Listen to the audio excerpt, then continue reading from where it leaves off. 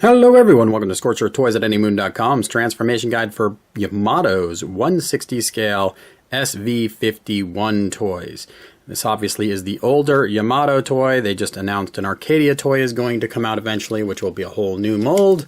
So this does not cover any future Arcadia releases. It's only the classic Yamato. And this is really just for those people who've had their toy on display in Battroid mode for a while, don't want to go digging out the instruction manual, but want to put it in Gerwalk or Fighter mode. I'm going to help you out. We're going to begin with the wings, and you could just kind of pull them out, and you want to flip them over. And you can see there's a double hinge here, and it's going to hit the wing, or hit the shoulder. So what we want to do is pull it down, and then we can angle it back up for Gerwalk mode if we like, or we could leave it straightened out. And if we're going to go back all the way to Fighter mode, we could straighten it out entirely and then slide this peg forward. But I will go to Gerwalk mode first. So you just want to bring your wing up and out like so.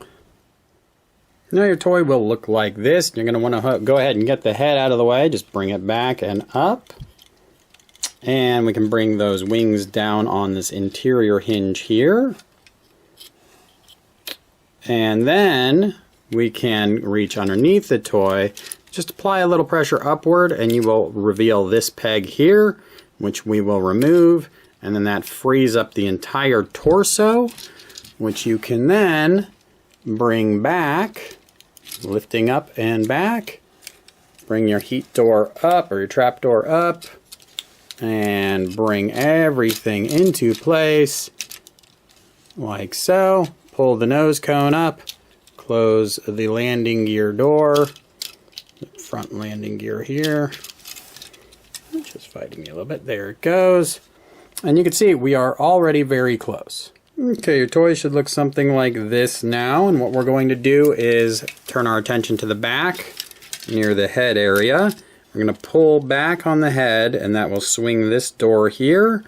And then we're going to collapse that hinged neck piece here and get the neck straight so that we can position the neck so that the head completely collapses into that extended torso. Now make sure you've got that heat shield pegged in right behind the cockpit there, and then that should make that entire front section of the fighter mode nice and stiff.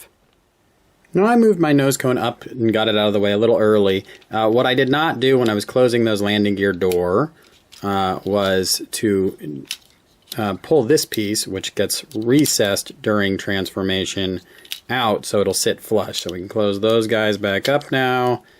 And again, very awkward tight fit there. And then that nice flush bottom to the nose. Now we want to get our legs ready for Gerwalk mode. So what we're going to do is just spin the leg around and then bring the knee forward, and that will engage an extension gimmick. And that allows you to get a pretty steep angle there, and just repeat on the other side with the other leg. The toy should look something like this now, and you've got this big hinge that has the legs attached to it, and all you got to do now is just rotate that hinge back while you keep the legs out of the way, and then you'll notice that hinge extends away, so we're going to push up on that. We're also going to push in at the back, and then that will get it to lie flush, and that'll bring your hips up high enough where you can use this peg here to slot into that slot there. And that is how we lock our intakes into position. And obviously we rotate these pieces as we do it. And there you go. Now we are obviously very close to being in Gerwalk mode. We're just going to need to do some slight fine tuning. Okay, fine tuning begins. We're going to bring our Gerwalk joint down at the top here. And that should give us a little bit better, more natural looking Gerwalk poses. And the feet will adjust for you. Bring a toe down if you need to get that swooping angle you want. Now I've had a hip intake come out. That obviously is not helping anything. Alright, so there we go. Now we have kind of the natural leg position, provided again that stops unhinging on me. Now we can bring our arms down into position. The hinges in the back kind of droop down, the wings come up, and then come down a little bit. And you get kind of this bird of prey swooping look to it. And there you go. Now you are in, obviously you'd want to get these fairly symmetrical, Gerwalk mode. Alright, so from Gerwalk mode, we're going to continue on to fighter mode. And if you don't have it handy, you're going to want to track down your gun somewhere, as that will become integral to this part of transformation at some point. But we're going to start with the hands and the arms. You want to have your fists. We're going to just collapse these down together, bring the finger in, and then bring the whole hand in. And that shield should line up with the forearm shield there. Now these are wings. We're going to open them at some point here. For now, I'm just going to get them out of the way. We are going to also rotate. See how this piece comes up at a steep angle here?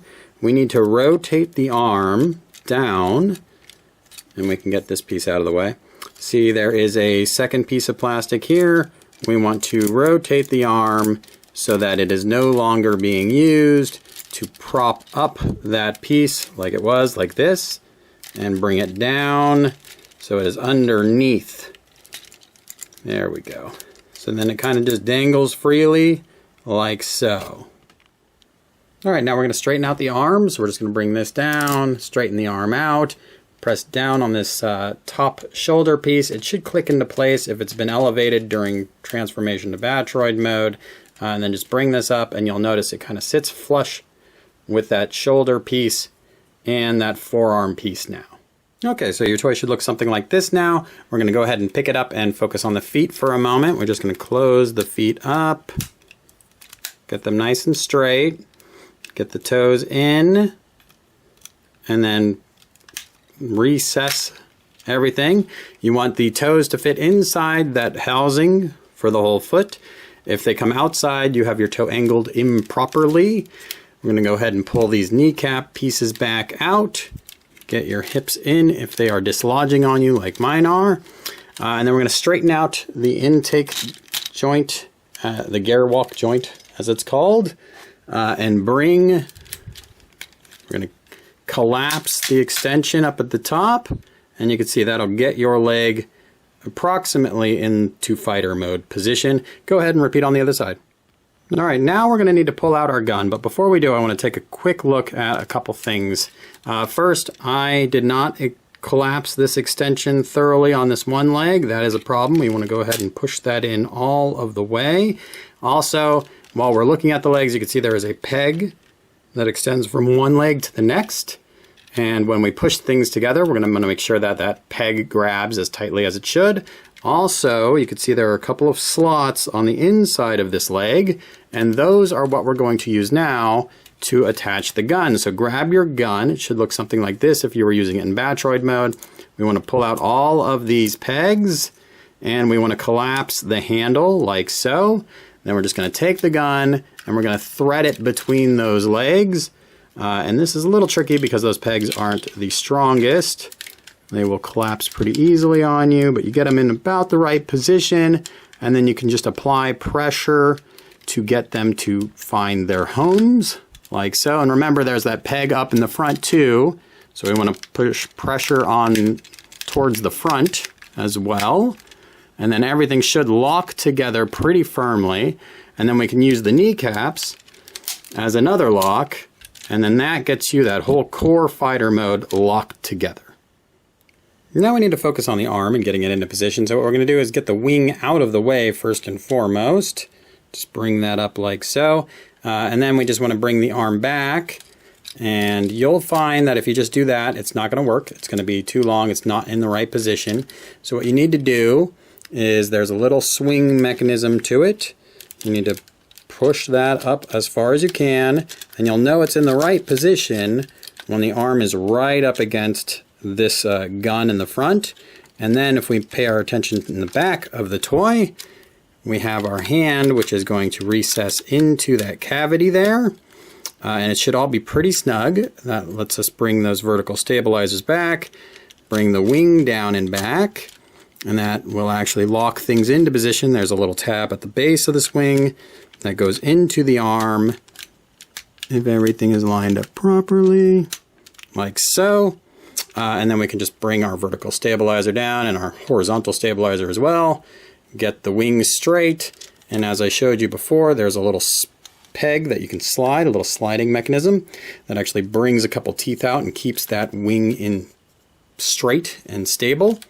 Do the same thing on the other side, and you are in fighter mode. All right, some quick fine-tuning elements you're going to want to watch out for. Make sure the hands are pressed in all the way. They should pretty well conceal that there is a hand inside there. Make sure your feet are symmetrical. Mine were not. I had to kind of fix that a little bit. Your stabilizers aren't really pegged into anything, so double check those. And then after you got all that in mind, put it back in your display case and enjoy. Thanks for watching my transformation guide. Check out the full review on anymoon.com, and as always, thanks for watching.